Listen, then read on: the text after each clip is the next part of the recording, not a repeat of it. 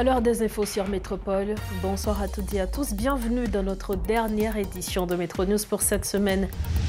À la une de l'actualité, le Premier ministre Gary Coney devrait mettre fin ce vendredi à sa visite officielle aux États-Unis.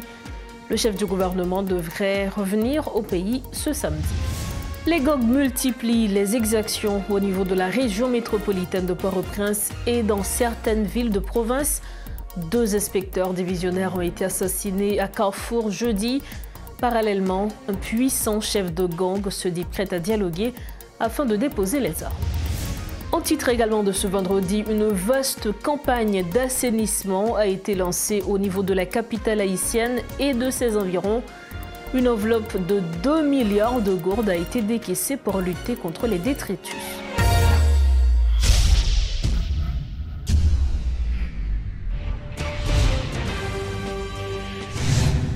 Le Premier ministre Gary Coney conclut sa visite officielle aux États-Unis par une rencontre avec des membres de la diaspora haïtienne ce vendredi. Au cours de son voyage, le chef du gouvernement a rencontré des autorités américaines, dont le secrétaire d'État Anthony Blinken, qui a assuré que les États-Unis continueront de soutenir le déploiement de la mission multinationale d'appui à la sécurité en Haïti. Dr Coney s'est également entretenu avec le secrétaire général de l'OEA, Luis Almagro, ainsi qu'avec des responsables de la Banque interaméricaine de développement BID. La BID a promis un don de 40 millions de dollars au gouvernement haïtien. Lors de sa participation à la réunion du Conseil de sécurité de l'ONU, le Premier ministre a affirmé que le pays est prêt à tourner une page décisive de son histoire. Dr Coney a souligné l'importance d'une coopération efficace entre les autorités nationales de la transition, la mission multinationale et le BINU pour rétablir la sécurité et restaurer les institutions démocratiques.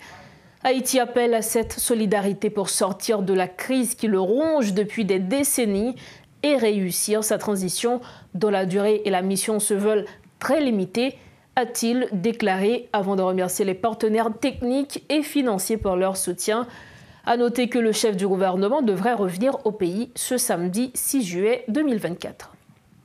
Toujours en politique, la déclaration du Premier ministre Gary Coney à RFI a suscité de nombreuses réactions dans les médias et sur les réseaux sociaux. Le chef du gouvernement avait demandé aux bandits de déposer les armes et de reconnaître l'autorité de l'État avant d'envisager toute idée de dialogue. En réponse à Gary Coney, le chef de la coalition de gangs de la capitale, l'ex-policier Jimmy Cherizier alias Barbecue, a tenu un discours opposé. Il a affirmé que les bandits sont prêts à dialoguer, mais selon lui, le dialogue est la condition sine qua non pour faire taire les armes qui terrorisent la population. Dans l'intervalle, l'insécurité s'intensifie dans la région métropolitaine de Port-au-Prince. Au début de cette semaine, 20 personnes ont été assassinées à Gressier. Jeudi, des bandits armés ont tué 3 personnes, dont 2 inspecteurs de police à Arcachon 32 dans la commune de Carrefour. Les corps des policiers ont été emportés par les assaillants, suscitant une vive inquiétude au sein de la population locale. Parallèlement, dans l'Artibonite, les gangs de Savien et Kokorat-Saras continuent leurs exactions en occupant la route nationale numéro 1. Ce vendredi, ils ont détourné des camions de marchandises à Carrefour Pay. Il faut également souligner que les gangs ont intensifié leurs activités à Solino et Fort National, où des tirs d'armes automatiques ont été entendus pendant une bonne partie de la soirée. Nouveau changement dans la diplomatie haïtienne. Christine Lamotte a été installée comme la nouvelle chargée d'affaires à l'ambassade d'Haïti en République dominicaine. Lors d'une cérémonie au siège diplomatique, elle remplace Luc Garvey-Jean-Pierre qui a été transféré au ministère des Affaires étrangères à Port-au-Prince. Avec 6 ans d'expérience diplomatique à l'ambassade d'Haïti au Brésil, Madame Lamotte a travaillé à Saint-Domingue depuis 2021. Elle a étudié en République dominicaine, puis au Mexique, où elle a suivi des études en relations internationales et en administration des organisations. Dans son discours, Mme Lamotte a remercié la ministre des Affaires étrangères, Dominique Dupuis, pour sa nomination et Luc Garvey-Jean-Pierre pour son travail. Elle a souligné l'importance de la collaboration au sein de l'équipe diplomatique. Madame Lamotte s'est engagée à renforcer les relations entre la République dominicaine et Haïti et à valoriser les contributions de la diaspora haïtienne en République dominicaine. Elle souhaite aussi améliorer les liens économiques, culturels et scientifiques entre les deux pays.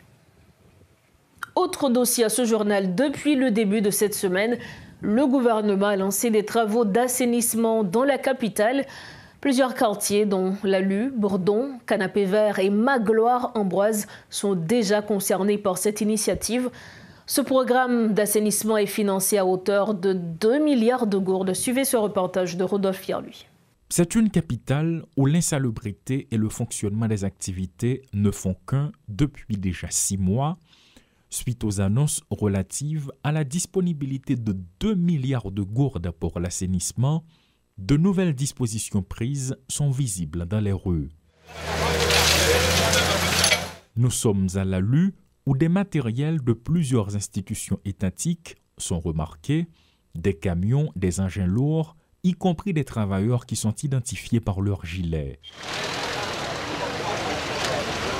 Un des responsables de l'équipe qui est sur place explique l'initiative. Mais le moment ça arrivé, côté que nous-mêmes nous déployons toute l'énergie nous avec des instances nationales, travaux publics et CNE, SNGRS, pour nous dégager une fraternité, une amitié pour nous travailler ensemble autour de la ville. Différentes institutions qui œuvrent dans le domaine sont présentes et diverses zones sont déjà touchées. Nous faisons à Boudon, nous faisons Canapé Vert, nous faisons Bois Patate, nous faisons Avenue Christophe, nous faisons Lalu, nous faisons périmètre palais national, Magloire-Ambroise et Avenue N, et nous continuons à faire toutes sortes, surtout Port-au-Prince. En ce qui concerne les zones de non-droit, André Guironnet se veut rassurant. Nous travaillons, nous faisons supervision, nous faisons analyse, quartier zone par rapport à contre l'insécurité là. Et nous travaillons, et hier nous essayons de faire un test pilote sur l'hôpital général, nous sommes arrivés quand même. C'est une fierté de pouvoir contribuer dans le cadre de cette initiative. Tous les quartiers du centre-ville doivent en bénéficier, poursuit Blangui Michel. Nous-mêmes, dans le service, il n'y a pas de territoire perdu pour nous.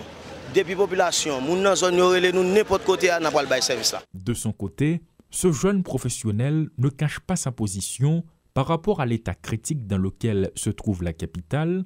C'est pourquoi il lance un appel à une prise de conscience, peu importe ses idéologies. Je dis là, nous-mêmes, nous avons dit, tout le monde qui est conscient d'un problème payant, n'a propté, même payant, n'a propté cerveau tout. L'occasion pour nous les travailleurs de presse d'en profiter pour balayer avec notre caméra l'environnement du centre-ville.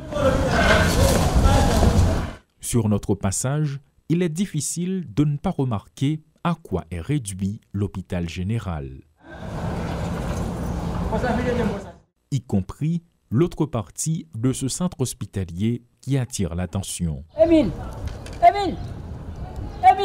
La mairie de Port-au-Prince, le ministère des Travaux publics, Transports et Communications, le service de voirie, CNE, SMGRS, autant d'entités qui ont conjugué leurs efforts afin de procéder aux travaux de nettoyage un peu partout dans la capitale, notamment au centre-ville. Là, nous sommes exactement à la rue Oswald-Durand où de nombreux jeunes haïtiens sont remarqués en train de procéder aux travaux de nettoyage. Et il n'y a pas seulement le centre-ville, beaucoup d'autres zones de la capitale seront touchées par ce travail d'assainissement. C'est une initiative qui a été prise par les membres du gouvernement en vue de voir dans quelle mesure ils peuvent notamment commencer à procéder aux travaux de nettoyage, que ce soit dans la capitale ou dans les zones qui ont été déclarées de non-droit.